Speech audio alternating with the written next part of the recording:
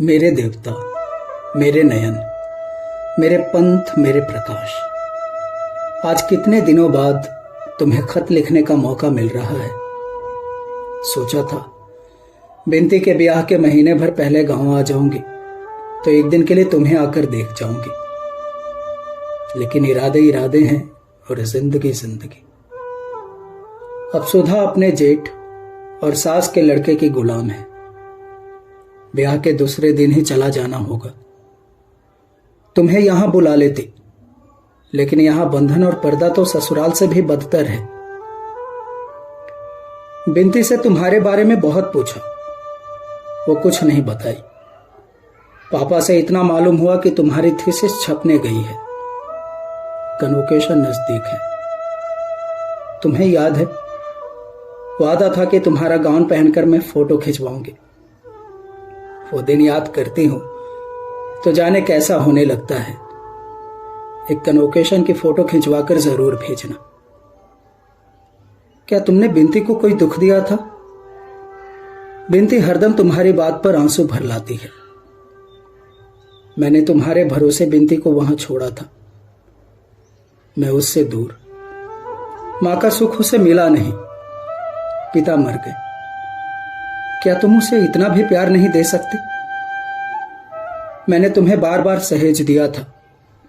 मेरी तंदुरुस्ती अब कुछ कुछ ठीक है, लेकिन जाने कैसी है। कभी कभी सिर में दर्द होने लगता है, जी मिचलाने लगता है। आजकल वो बहुत ध्यान रखते हैं, लेकिन वे मुझको समझ नहीं पाए। सारे सुख और आजादी के बीच मैं कितनी असंतुष्ट हूं, मैं कितनी परेशान हूं। लगता है हजारों तूफान हमेशा नसों में घर्राया करते हैं। चंदर, एक बात कहूं, अगर बुरा ना मानो तो। आज शादी के 6 महीने बाद भी मैं यही कहूंगी चंदर कि तुमने अच्छा नहीं किया। मेरी आत्मा सिर्फ तुम्हारे लिए बनी थी। उसके रेशे में वे तत्व हैं जो तुम्हारी ही पूजा के लिए थे। तुमने मुझे दूर फेंक दिया, लेकिन इस दूर के अंधेरे में भी जन्म जन्मांतर तक भटकती हुई सिर्फ तुम ही को ढूंढूंगी। इतना याद रखना, और इस बार अगर तुम मिल गए तो जिंदगी की कोई ताकत, कोई आदर्श, कोई सिद्धांत, कोई प्रवंचना मुझे तुमसे अलग नहीं कर सकेगी। लेकिन मालूम नहीं पुनर्जन्म सच है या झूठ। अगर झूठ है तो सोचो चंदर कि इस अनादिकाल के प्रवाह में सिर्फ एक बार मैंने अपनी आत्मा का सत्य ढूंढ पाया था और अब अनंत काल के लिए उसे खो दिया। अगर पुनर्जन्म नहीं है तो बताओ मेरे देवता, क्या होगा?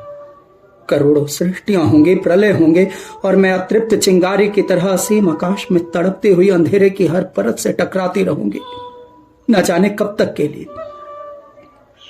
ज्यों ज्यों दूरी बढ़ती जा रही है, त्यों त्यों पूजा की प्यास बढ़ती जा रही है। काश मैं सितारों के फूल और सूरज की आरती से तुम्हारी पूजा कर पाती, लेकिन जानते हो मुझे क्या करना पड़ रहा है? मेरे छोटे भतीजे नीलू ने पहाड़ी चूहे पाले हैं। उनके पिंजड़े के अंदर एक पहिया लगा है और ऊपर घंटियां लगी हैं। अगर कोई अभागा चूहा उस चक्र में उलझ जाता है तो ज्यों ज्यों छूटने के लिए वो पैर चलाता है, त्यों त्यों चक्र घूमने लगता है, घंटियां बजने लगती हैं। नीलू बहुत खुश होता है, लेकिन चूहा थक कर बेदम होकर नीचे गिर पड़ता है। कुछ ऐसे ही चक्र में फंस गई हूं चंदर। संतोष सिर्फ इतना है कि घंटियां बजती हैं तो शायद तुम उन्हें पूजा के मंदिर की घंटियां समझते होगे, लेकिन खैर, सिर्फ इतनी प्रार्थना है चंदर कि अब थक कर जल्दी ही गिर जाऊं। मेरे भाग्य, खत का जवाब जल्दी ही देना। पम्मी अभी आई या नहीं? तुम्हारी जन्म जन्म की प्यासी सुधा।